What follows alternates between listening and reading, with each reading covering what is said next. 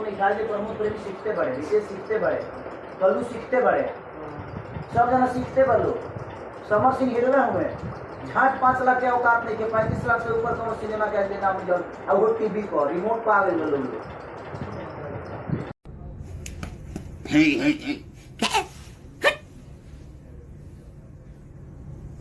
का ढेर पावर हो गई बा, ताकत हो गई बा। कुछ लोगों के ढेरे लागत है, जब कुछ ज्यादा ही हो गई बा। तो जितना लोग के लागत है ना कि खेसारिया बहुत कमजोर बा, तो तू लोग हमारे से एक दिन लड़िए लो। एक दिन अखाड़ा पूरा भोजपुरी में अखाड़ा खोला जाओ, उनके कुश्ती कर लिया, तब समझ में आ जाए केकरा लगे कितना ताकत बा। भोजपुरी के भगवान है आप, कहां से अहंकार आ गया? ये भगवान माने क्या है? भगवान क्या मिला है आपसे भाई भोजपुरी को?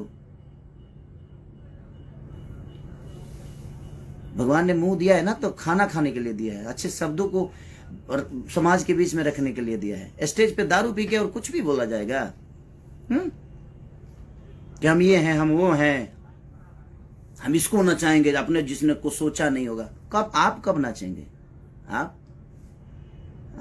थोड़ा आप भी नाचा करिए यार, हीरो हैं। खाली माँ ने सरस्वती ने आवाज अच्छी दी, उसके बाद आपने अपने लिए क्या किया आपको नहीं पता है।